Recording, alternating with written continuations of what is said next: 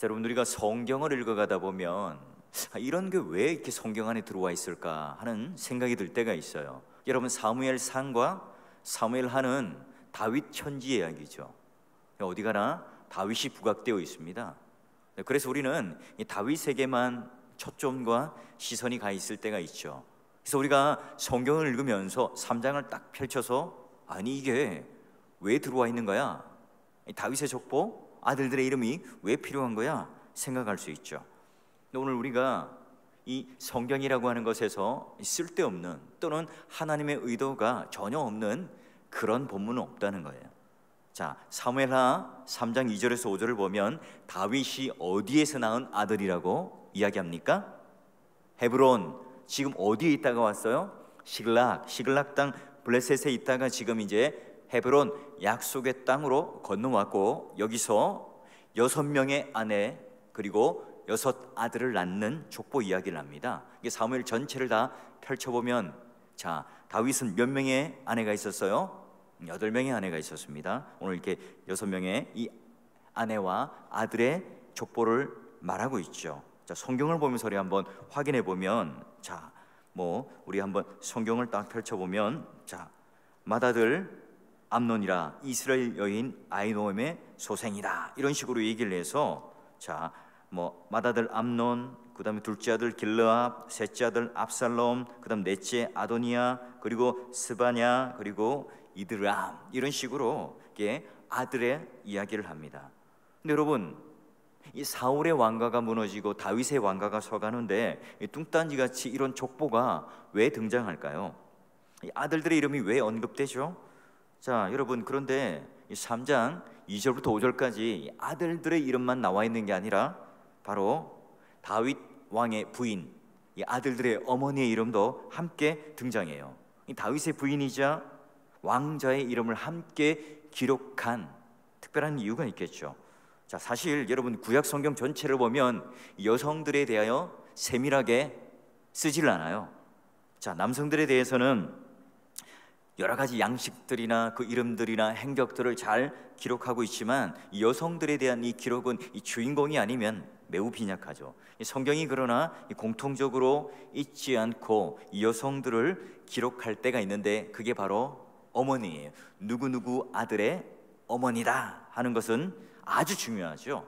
여러분, 한 여자를 기록하면서 누구의 아내라는 정체성과 더불어 누구의 어머니다, 이건 굉장히 중요한 겁니다. 누구의 어머니냐에 따라 그 한 여자의 이 정체성은 물론이고 그 아들들의 정체성, 신앙, 그리고 그의 역사관, 이 문화들을 다 규정하는, 이 됨됨이를 측정하는 이 가치 기준이 되기 때문에 그래요.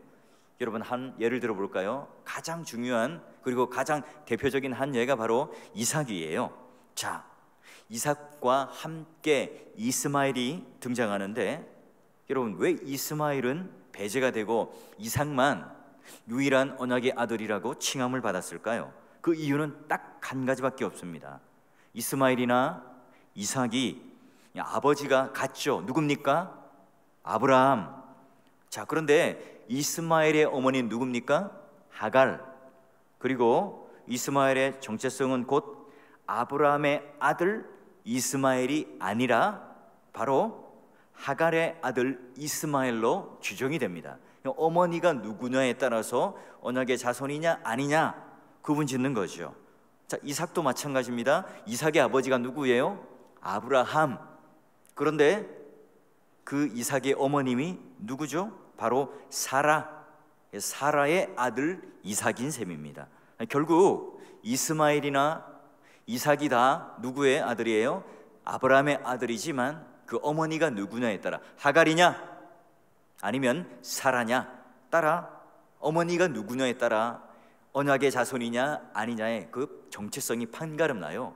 그게 바로 나중에 이제 갈라디아서에 보게 되면 우리가 믿음의 자녀인가 아닌가에 대한 분명한 구분을 구약에 있는 그런 하갈과 사라의 그 어머니의 정체성에 따라 비유로, 교회론의 비유로 설명을 해요.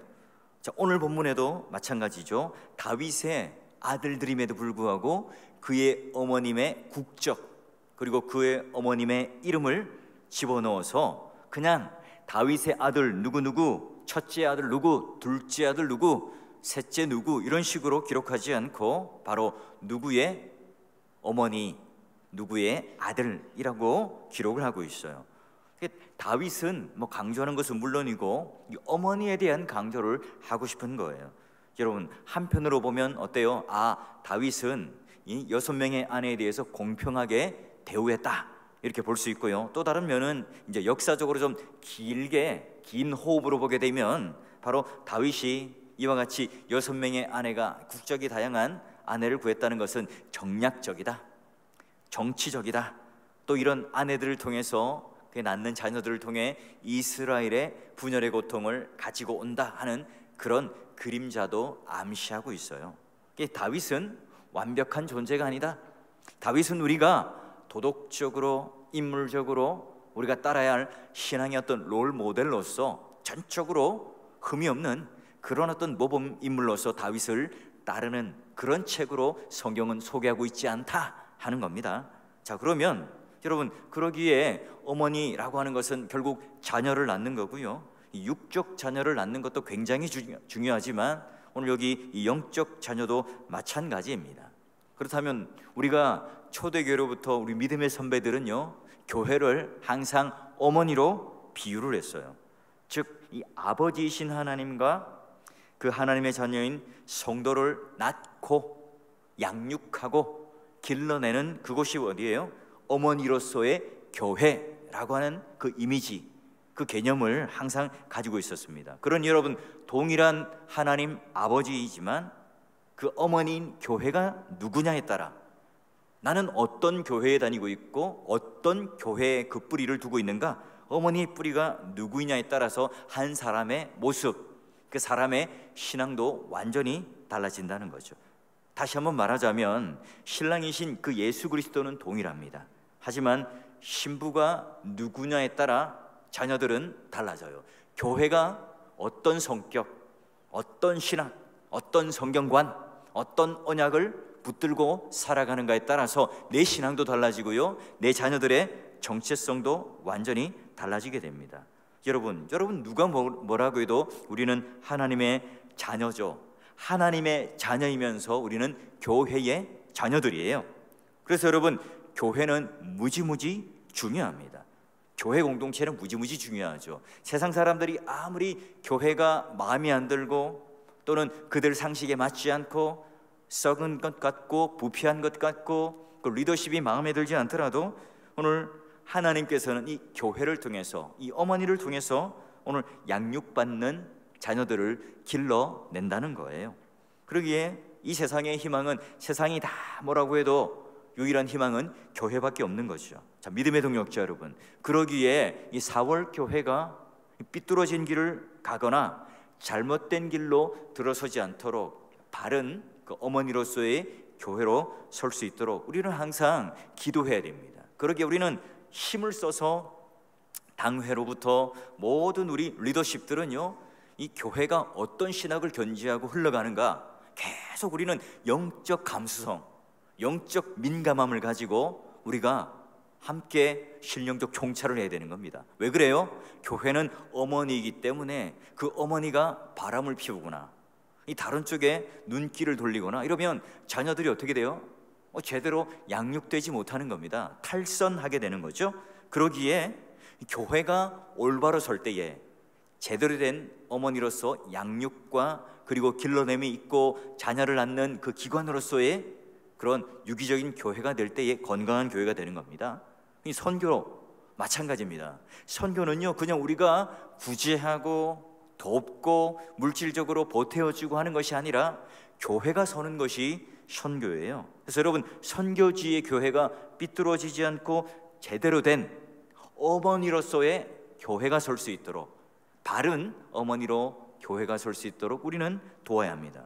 여러분, 그래서 선교지에 얼마나 많은 교회, 얼마나 많은 건물, 얼마나 많은 사람들이 있는가가 중요한 게 아니라 항상 이 교회가 올바르고 건강한 교회로 서 있는가, 이 교회가 교회로 이때요 항상 돕고 선교하고 또한 그분들과 함께 동역을 해야 되는 거예요. 그러니 여러분, 누구보다도 선교사라고 하는 분은요 한 교회, 영적인 이 어머니 된 이 교회를 책임지는 데에 실력과 영성과 그 능력을 겸비하면서 나가야 하는 겁니다. 그러기 위해서 우리는 항상 그런 선교사님을 파송하고 선정하고 보낼 때에도요 신중해야 합니다. 오히려 담임 목사를 뽑는 것보다 더 비중 있게, 더 무겁게, 더 진중하게 기도를 하면서 그런 것에 대한 파송, 교회가 세워짐에 대한 우리 간절한 열망들을 가지고 해야 된다는 거죠.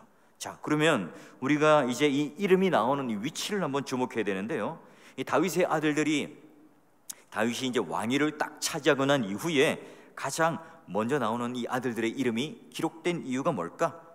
그 정황, 이 아들들의 가지는 이름이 의미가 뭘까 하는 거예요. 왜 굳이 헤브론에 딱 왔을 때에 그의 왕위가 출발하면서 헤브론에서 아들을 낳았더라 이런 표현을 쓸까요? 여러분, 다윗의 아들의 경우, 이게 바로 이제 이 오마주, 아주 비슷한 경우를 우리 아브라함의 이야기를 통해서 살펴볼 수 있습니다. 자, 먼저 우리가 이 아브라함의 이야기를 보면 언약의 땅을 약속으로 받습니다. 그래서 그에게 가야 한다는 이 지켜야 하는 이 땅을 딱 갔는데요, 어때요? 그 언약에 딱 들어섰는데 뭐가 찾아옵니까? 기근이 찾아와요. 야, 안 되겠다. 이 언약과는 정반대로 기근이 찾아오니까 정신을 못 차리죠. 아브라함은 언약의 땅을 끝까지 지키지 않습니다. 어디로 내려가죠? 애굽으로 내려갑니다. 기근의 이 상황을 피해서 언약을 저버리고 애굽으로 내려갔어요. 애굽에서 성공했습니까? 그가 가졌던 그 푸른 꿈을 이루었습니까? 아니죠. 그곳 바로에게 갔죠. 내가 현실적인 평안함을 추구했지만 오히려 내 안에 언약의 자손들을 받아낼, 언약의 자손들을 생산해낼 그 언약의 어머니인 사라, 내 아내가 빼앗기는 그런 위험 속에 빠져듭니다. 즉 언약의 상실이라는 위기가 찾아오게 되죠. 언약의 자녀를 낳아야 되고 또한 그 부인 사라가 애굽의 바로에게 빼앗겨 버립니다. 게다가 이 찌질한 아브라함은요, 거짓말까지 해서 자기 목숨을 부지하려고 합니다. 모든 사람들로부터 웃음거리가 되죠. 지금 우리도 그 장면을 볼 때 에이 이거 모자라게 남편이 말이야 하는 웃을 수 있는 그런 상황이에요. 자, 그러면 언약의 복을 받을 수 있는 유일한 방법이 무엇입니까? 사라가 그 약속한 자녀를 그 약속의 땅에서 낳는 거죠. 아브라함으로부터 지금 사라가 제거될 위기 속에 있어요. 빼앗기게 되었죠. 내가 평안, 형통, 만족을 위해서 애굽으로 내려갔지만 오히려 그곳에서 사라를 빼앗겨 버립니다. 언약의 땅을 등졌는데 오히려 그곳에서 언약의 자손을 놓아줄 사라를 빼앗기는 지경이 되었죠. 아브라함의 실력으로 다시 사라를 찾아왔나요? 아닙니다. 하나님께서 직접 개입하셔서 바로의 꿀밤을 딱 한 대 때리시고 많은 재물들을 딱 안겨주면서 아내를 되찾고 다시 언약의 땅으로 돌아가게 되죠. 자, 아브라함이 그 언약의 땅으로 되돌아왔을 때에 이제는 이삭을 낳습니다. 이 불순종의 땅, 풍요의 땅, 애굽으로 갔을 때에 그가 생각했던 인간의 계획과는 달리 평안이 찾아오고 성공과 행복이 찾아오는 게 아니라 그 언약을 상실할 위기에 놓였다는 거예요. 자, 그리고 이제 이 아브라함의 자신에게 주어진 하나님의 언약과 비전을 딱 돌아왔을 때에 언약의 자손인 사라의 자녀인 이삭, 웃음이라고 하는 그 아들을 내가 얻게 돼요. 자, 또한 룻을 볼까요? 성경의 이야기 속에 이 다윗의 증조모인 룻, 시어머니 나오미, 유다 땅 이 베들레헴, 떡집, 풍요의 땅이라고 하는 것을 버리고 어디로 내려가요? 모압. 자, 이 떡집, 이 베들레헴을 버리고 모압 땅에 역시 기근 때문에 내려간 거예요. 자, 그때 가서 남편도 잃어버리죠. 두 아들도 다 잃어버리게 됩니다. 자, 언약을 선택하기보다는 힘들고 어려운 이 언약의 땅을 벗어나서 모압 땅으로 갔죠. 그러나 어떻게 됩니까? 평안함, 배부름을 만끽하는 것이 아니라 그곳에서 남편과 아들을 잃어버리게 됩니다. 혼자만 남죠. 자녀를 낳을 수가 없게 됐습니다. 복을 성취할 수 있는 이 구체적인 방법들이 다 제거되어져 버린 거예요. 자, 그러면 언약을 저버리고 평안을 찾아갔는데 오히려 언약의 복이 유일하게 성취될 수 있는 남편, 그 아들이 다 죽어버립니다. 결국 나오미는 아무것도 없는 채 텅 빈 손을 들고 베들레헴, 언약의 땅으로 돌아오게 되죠. 자, 올라와서 이제 어떻게 언약의 아들을 낳을까요? 이 방법이 없잖아요. 며느리였던 룻이 바로 보아스가 바로 그 옷자락 가운데 룻을 품어주게 되었고 그 아이를 낳습니다. 성경은 뭐라고 말합니까? 이 아들을 룻의 아들이라 하지 않고 나오미의 아들이라고 얘기해요. 그래서 오늘 이 룻이라고 하는 그 룻기는요, 나오미의 시선으로, 나오미의 주인공의 눈으로 보는 것이 바로 룻기예요. 자, 그러면 이 오벳을 낳는데 나오미가 아들을 낳음으로 발미암아 바로 이 베들레헴, 이 약속의 땅으로 들어왔을 때에 하나님께 주시는 그 언약의 자손을, 언약의 아이를 그는 만들고 낳게 되죠. 그게 바로 이제는 이 다윗을 통해서 예수 그리스도께로 가는 이 계보, 바로 언약의 자손의 계보로 이어져 가는 것을 우리는 볼 수가 있어요.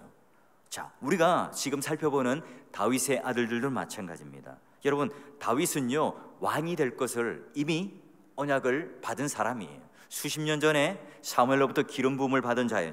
그러나 그는 오랜 동안 도피 생활하는 동안 사울에게 쫓김을 받으면서 그 언약의 땅에 있기보다는 그때그때마다 자기의 목숨을 부지하기 위해서 그 각자 그때마다 처한 환경에 적응하기에 바빴습니다. 그래서 여러분, 결국은 마지막으로 블레셋 땅에 그 시글락까지 머물게 되죠.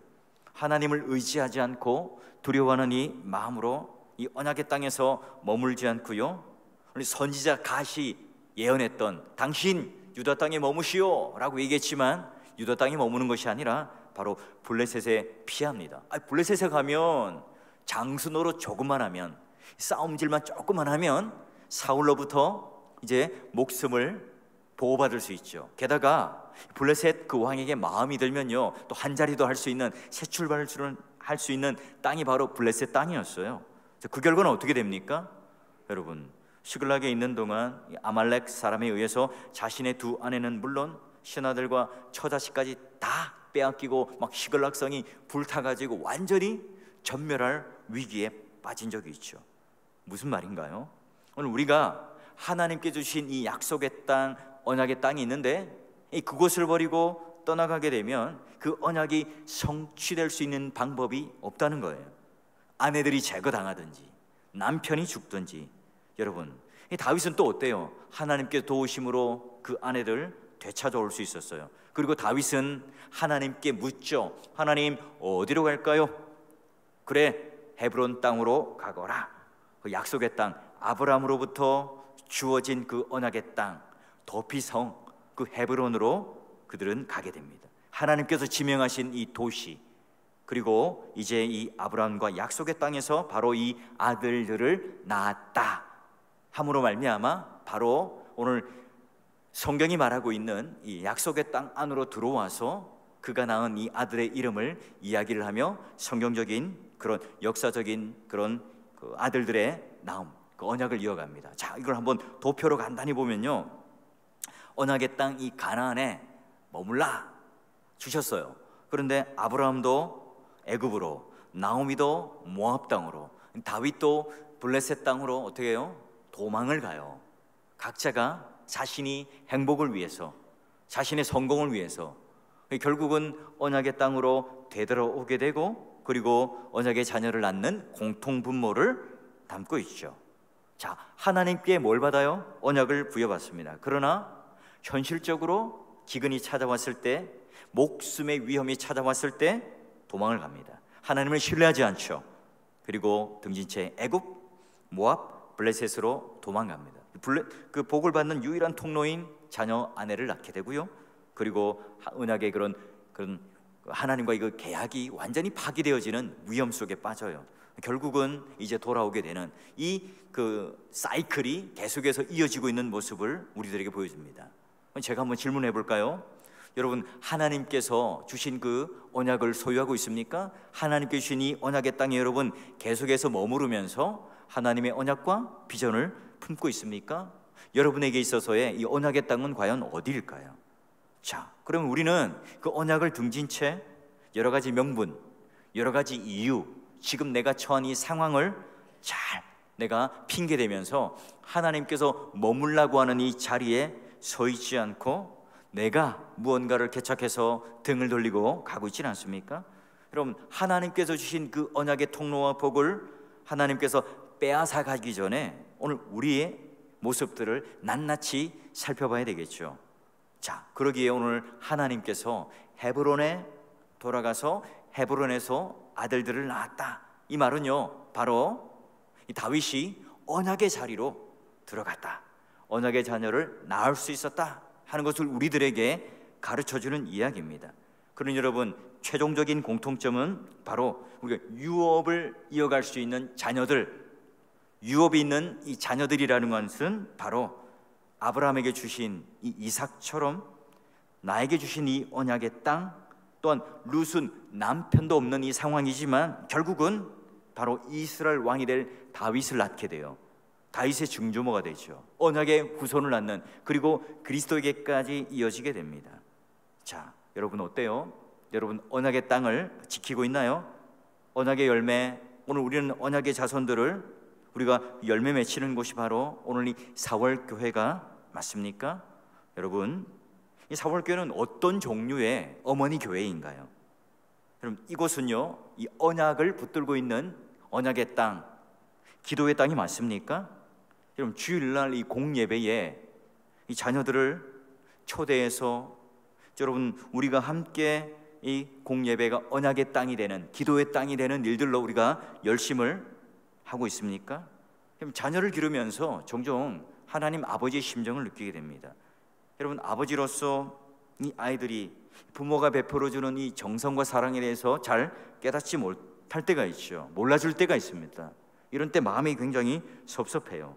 아직 어려서 그렇겠지라고 생각하겠지만, 아버지로서 이 섭섭한 생각이 들 때에 하나님 심정을 한번 생각해 보곤 해요.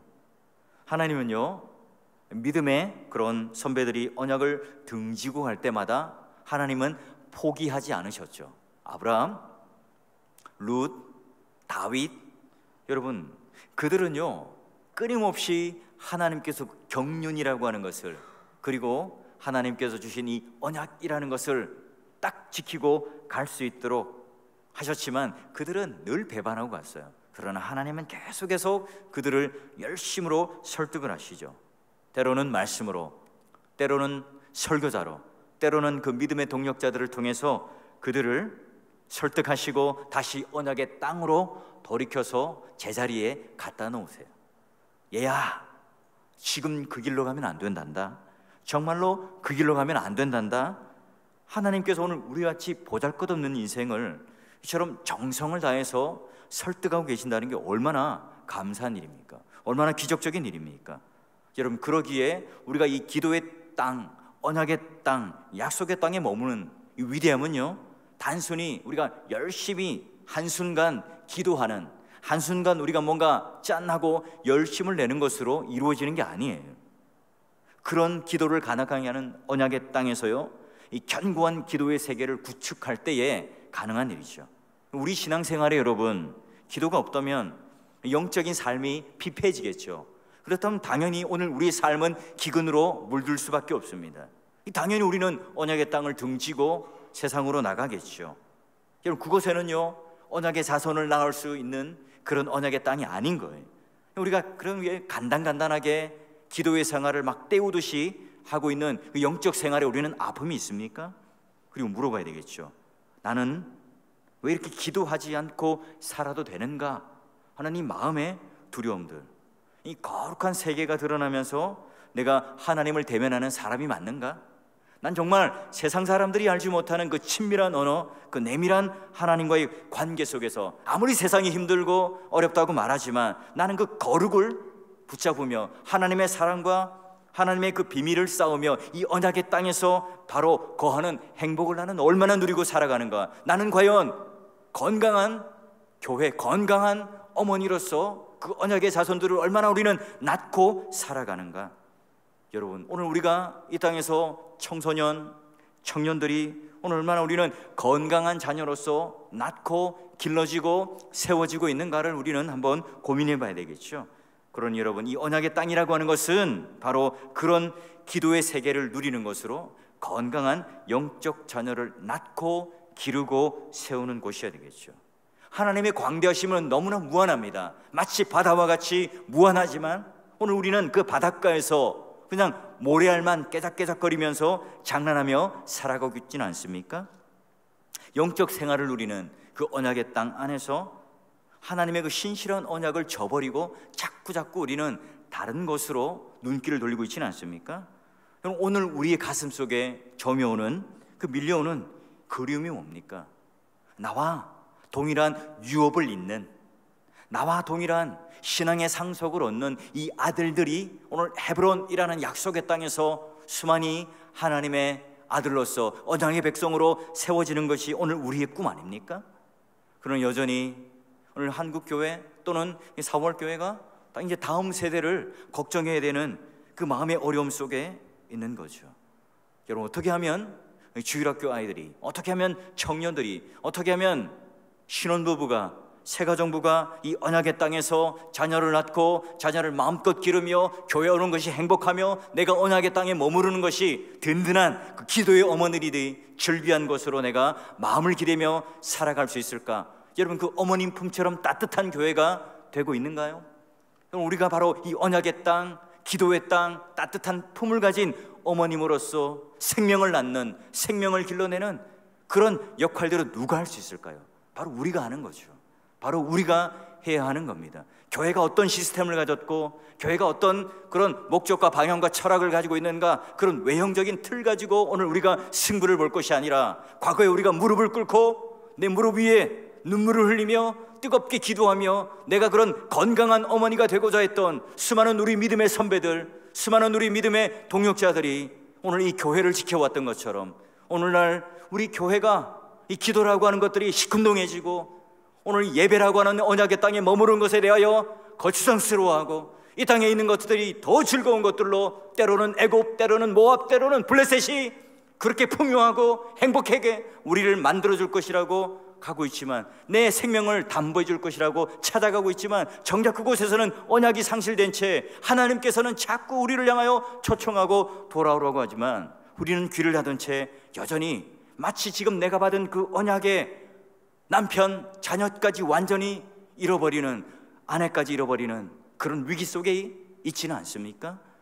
믿음의 동역자 여러분, 오늘 다시 한번 우리가 하나님께서 이 약속의 땅에 머물러서 이 기도라고 하는 하나님의 그 은혜의 도구를 주신 그 뜻이 무엇인가를 다시 한번 기억해야 되겠죠. 오늘 우리가 가지고 있는 여러 가지 고민들, 이 방편들, 그냥 그 해외에 나가 있고 멀리 지방에 또는 서울로 가 있는 이 자녀들을 향해서 어떻게 하면 그들의 믿음이 건강해질까, 어떻게 하면 바로 서 있을까 고민은 해요. 그냥 우리가 할 수 있는 게 뭐죠? 그래, 나는 너만 믿는다. 이것 외에는 우리가 할 수 없다는 이 자괴감. 여러분, 가까이 있으면 또 어때요? 눈에 보이니까 함께 신앙생활하는 것 자체가 내가 원하는 만큼, 내가 기대하는 만큼 되지 않을 때에 오늘 우리 마음이 무너지는 듯 하지 않습니까? 어떻게 해야 될까요? 여러분, 다시 한번 우리가 그런 기도의 어머니로서 사월교회가 그런 언약의 땅으로 세워질 수 있도록 내가 그런 건강한 그 언약을 붙드는 언약의 땅을 내가 지키겠노라. 여러분, 그런 마음의 각오 없이는 절대로 그런 일들이 이루어지지 않겠죠. 여러분, 이정표가 왜 대단할까요? 비바람이 치고 태풍이 쳐도 항상 그 자리에서 변함없이 그 모든 것들을 다 맞고 우뚝 서 있는 그 뚝심. 우리도 마찬가지로 이 교회라고 하는 생명력이 있는 이 언약의 땅 아래서 뚝심 있게 비바람과 여러 것들을 다 이겨내면서 그 있는 자리, 그곳에 있는 것이 하나님 앞에 가장 멋지고 그 언약을 붙드는 비전의 세계 속에 들어가는 것처럼, 여러분, 이 시간이 바로 그런 언약의 땅 안에서 기도의 놀라운 세계가 열리는 그런 시간이 되기를 바라고요. 그런 능력을 맛볼 수 있는 우리 믿음의 동력자들이 되셔서 오늘 내 마음속에 하나님과 친밀한 이 관계를 통하여 내 자손, 내 자녀들, 내 손자들 모두가 다 이 놀라운 이 유업을 잇는, 하나님의 그 놀라운 약속의 유업을 잇는 아들이 될 수 있도록 해주세요.